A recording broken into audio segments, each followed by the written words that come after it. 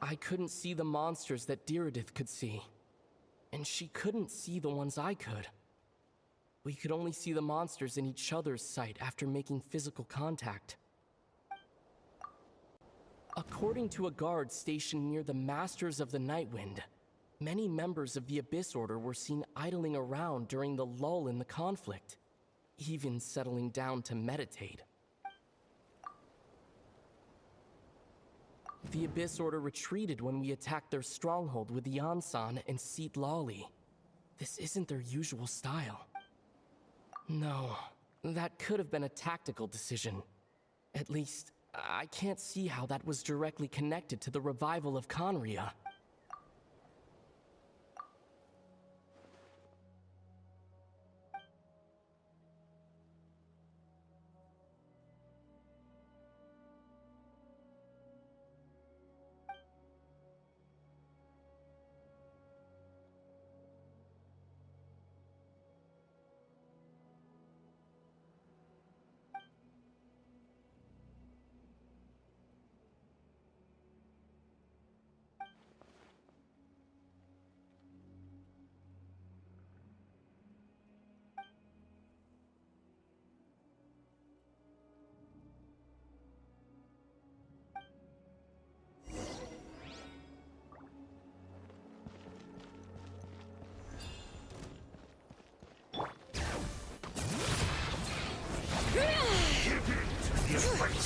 Gotcha.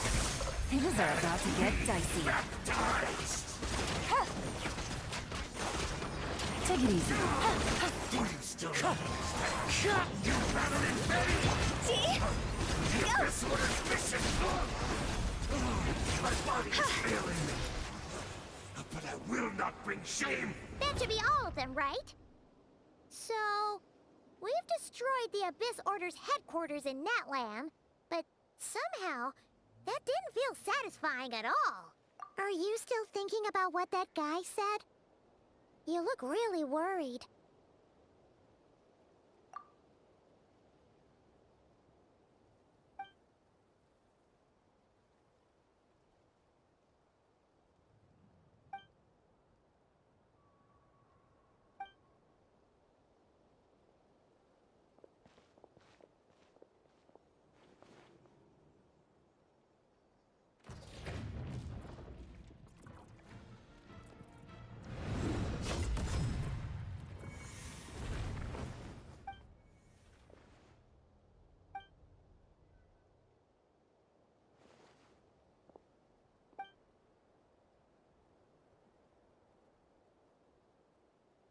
"500 years on, and you still refuse to address me as Master.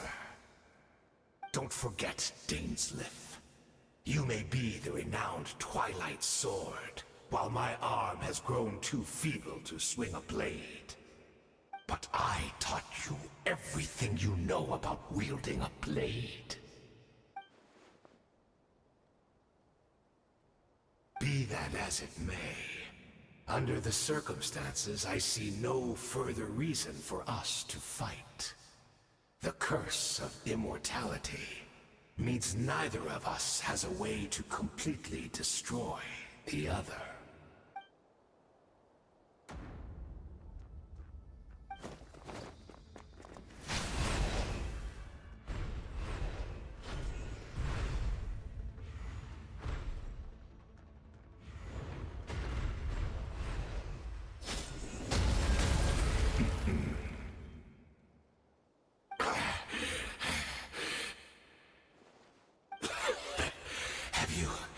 Finally had enough. You weren't joking then, huh? Never, in all my worst nightmares, have I experienced anything close to the pain of 100 deaths. Surely, there's no point taking out all your hatred on me alone.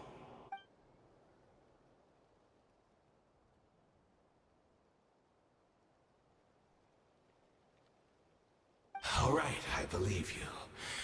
Still, aren't you at least a little tired now? Why don't we sit down, perhaps? chat a little. What? Not a fan of reminiscing about old times? Well, I suppose you don't have many fond memories to look back on.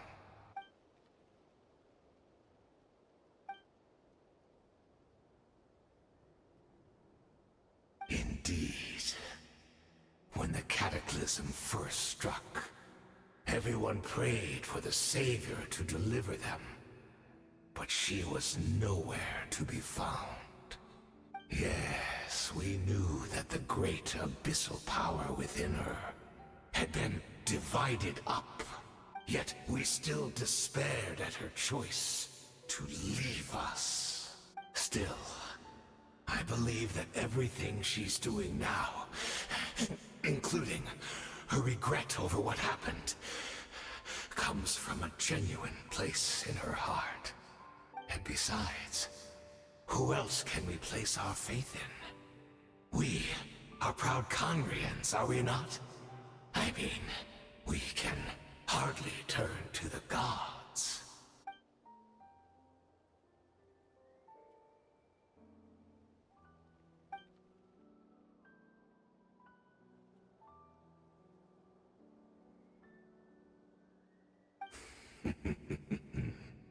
Is that so?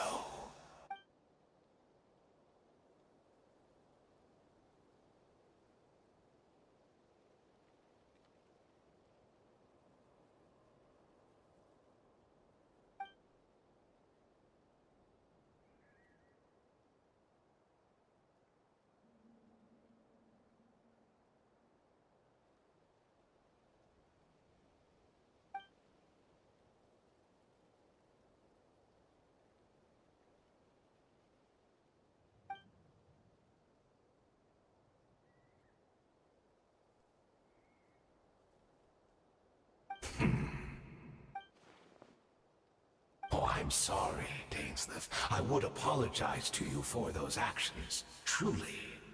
But the fact is, I honestly can't remember them anymore. Look at me. Look at what has become of me. Only by the Abyss's grace have I managed to maintain this physical form.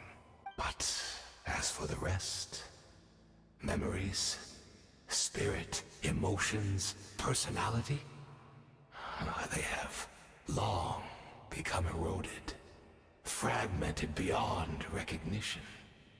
Even if mine was a past steeped in sin or in shame I once longed to hide, I would wish to remember it. Without my history, I fear I will become another person entirely. I would like to apologize for any misdeeds that are mine. So please, tell me everything. Tell me about the Khaenri'ah we once called home.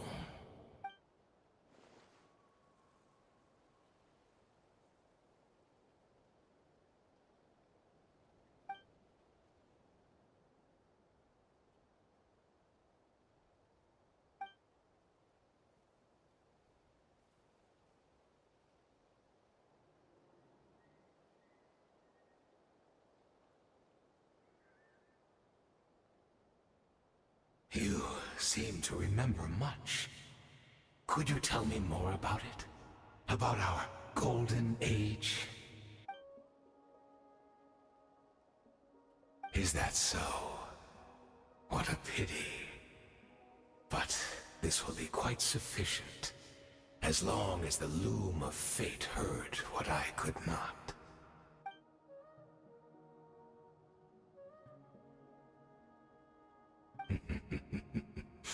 I'm afraid I owe you yet another apology, Dainsleif. You were right. I lied to you earlier. Your wits are too sharp to be fooled by me. The homeland hasn't yet been revived. In fact, even the ley line weaving is not yet complete. Think of ley lines as the collection of memories concerning a given place. to reweave Conria's ley lines as they were 500 years ago, we would somehow need to retrieve almost all the memories of Conria from that age. The loom of fate cannot weave without an abundant supply of memories. And so, we relied on everyone in the Abyss Order to provide what they could. Even though fragments are all that remain in most cases, the more we all share, the more that can be restored.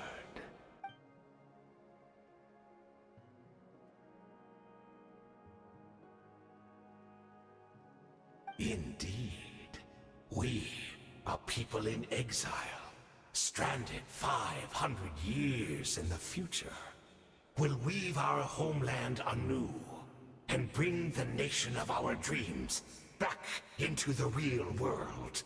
Ah, what a glorious undertaking! What a shame it had to take this long. After 500 years, most of our memories have faded, and a world woven from broken memories shall itself be broken.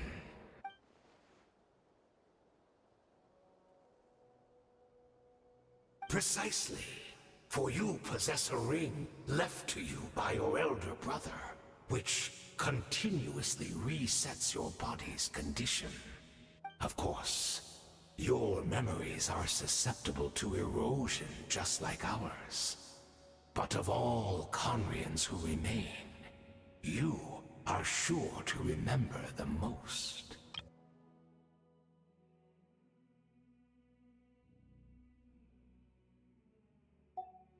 We had to obtain the memories in your mind, whatever the price. Even if it meant sacrificing our entire army as bait.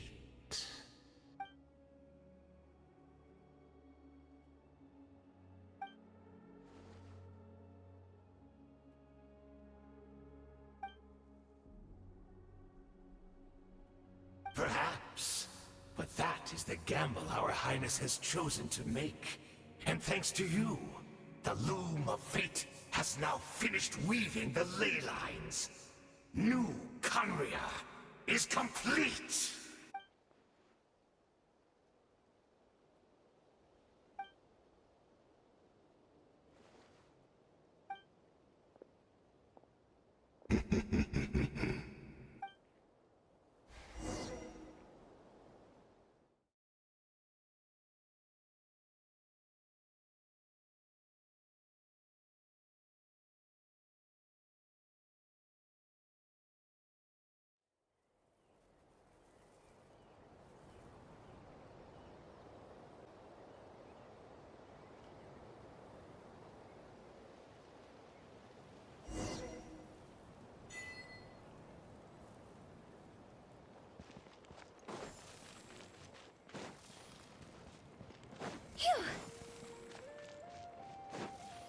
All right.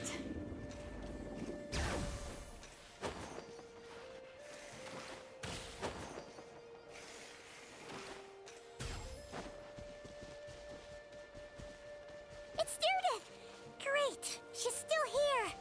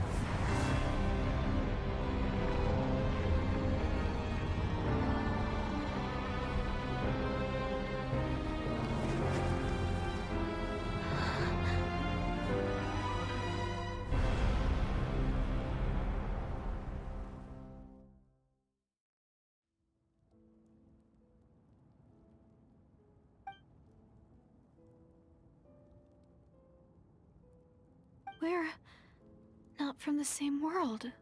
are we? No. I come from your future. Wait, but that's great! That means the world isn't going to end. In that case, tell me, what happens to Conria? What happens to my homeland? No, wait. Don't answer that. We can only fight for our future. If the future is unknown, I still believe the Savior can turn things around. I'll carry on looking for her, even if you're not there to protect me. Although, in a way, I've already found my Savior. It's you. You protected me, and I believe you can protect us all. You're the one who can change everything. It's just too bad that we're not from the same time or place. Oh, one last thing before I forget. I know how much you want to find your sister. Surely she must be desperate to find you too. So, is there anything you can give me as a memento? Proof that we met? That way when I do find her, I can convince her that you're also searching for her.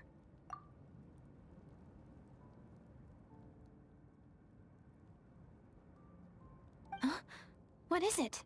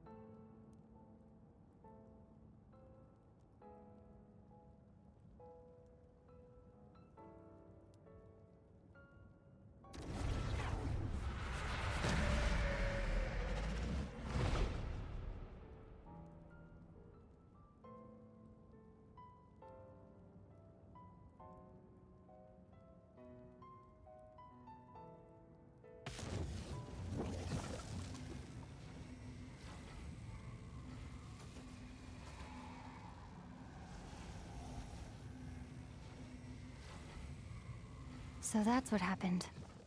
Istaroth, the ruler of time, must have had a hand in this. There's no other way that this meeting could have taken place. I knew only the ending. I've always been curious about the events that led to it. When the cataclysm first began 500 years ago, I, as the Princess of Conria, was preparing to do my part, to fight back with all my might. But then, this girl, Deirdith, she found me. The irony was that even as she desperately begged me to save the world, she brought me news of you. I was stunned. And I was suspicious of her claim that you were searching for me. But then, she showed me the key to your hibernation chamber. We'd been separated ever since I awakened in Tevat. I searched the whole planet and found no trace of you anywhere. And then, she brought me that news at the worst possible moment. I was faced with an extremely difficult decision. I desperately wanted to see you again. But Conria was in equally desperate need of my help. I knew that no matter what I chose, I'd regret my decision for the rest of my days. So I steeled myself against the guilt and made my decision. I went to see you. But when I found you, you were still in hibernation. Even the key to the chamber was still secure on your person.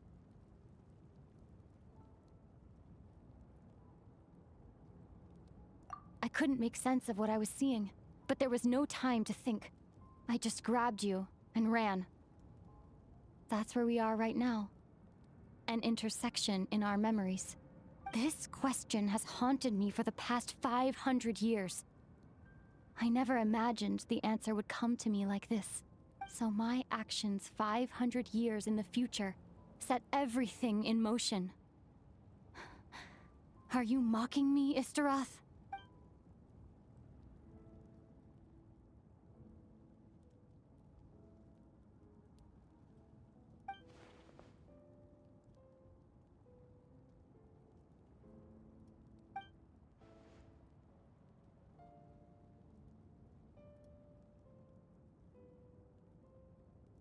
Not yet. But I've taken a very important step. Now, the ley lines of Conria are complete. I'd always thought that Tevat's ley lines were locked by the heavenly principles. No more can be added, and existing ones cannot be replaced. But then, I learned that Natlan's Night Kingdom appeared to be an exception to the rule. It has intrigued me ever since. So I directed the Abyss Order to feign an attack on Natlan, buying me some time to enter the Night Kingdom and negotiate with the Lord of the Night. Unfortunately, for other reasons, even the Night Kingdom cannot host any new ley lines. The most I could get was some room to carry out the weaving process.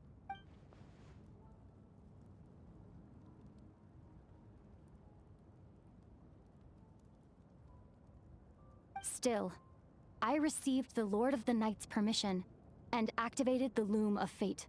Using an Intivat as the base, I was able to grow a realm based on the Conria of 500 years ago, superimposing it over present-day Natlan space-time.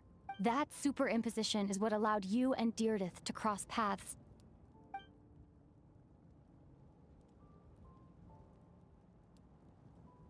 After that, the new Conria was enriched with memories of the old, drawn from the Abyss Order's members in their meditation sessions.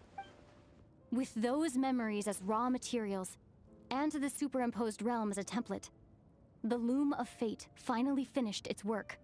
What I now hold in my hand is the Atlas of the New World. This is the product of the Loom of Fate, holding within it the entire network of New Conria's ley lines. With this, the nation once known as Conria can rise again. One day, I will find a suitable host location for it.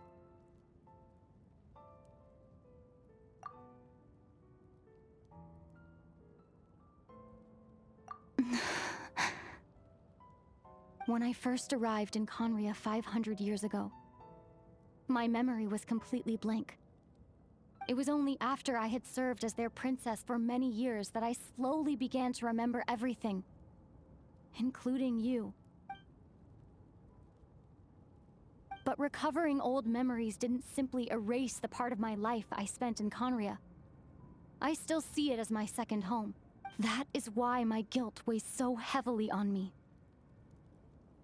But even so, that only constitutes part of my motive.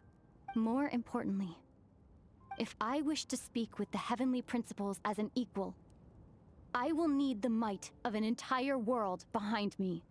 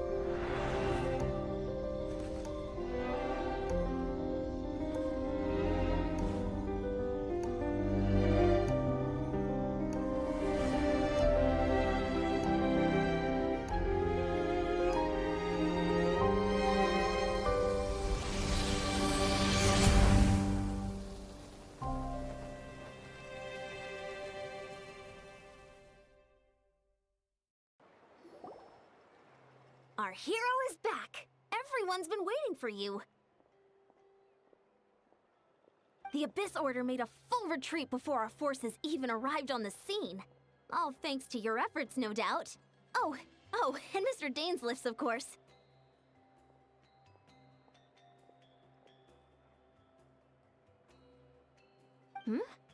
What's wrong? You look upset. Paimon doesn't know the details either. The Traveler just disappeared after taking Deirdith's hand. It was like they got sucked into another world. Paimon was looking all over for him, and then he suddenly reappeared, right back in the same spot, but looking a lot more glum.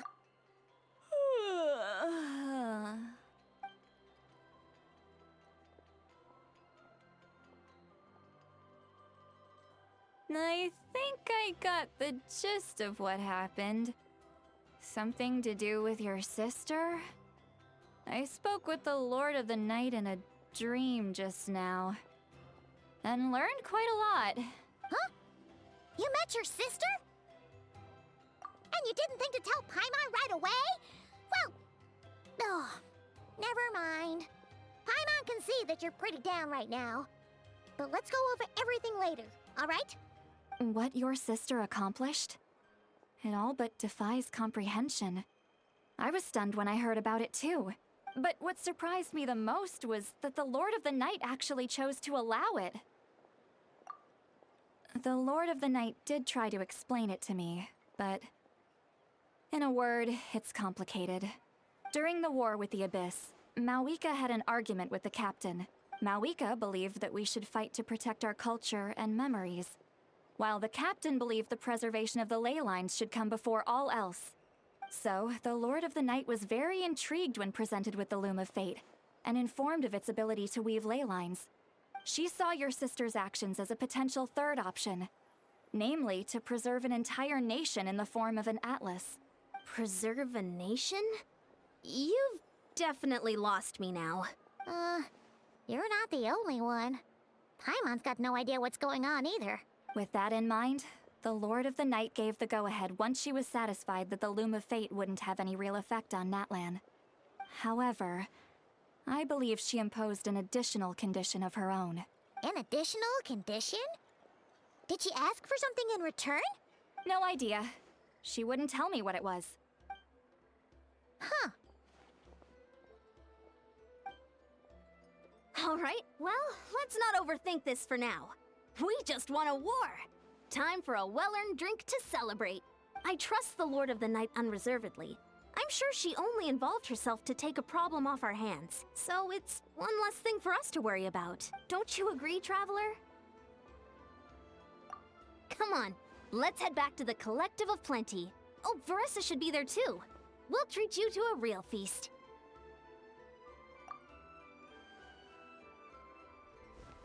Huh?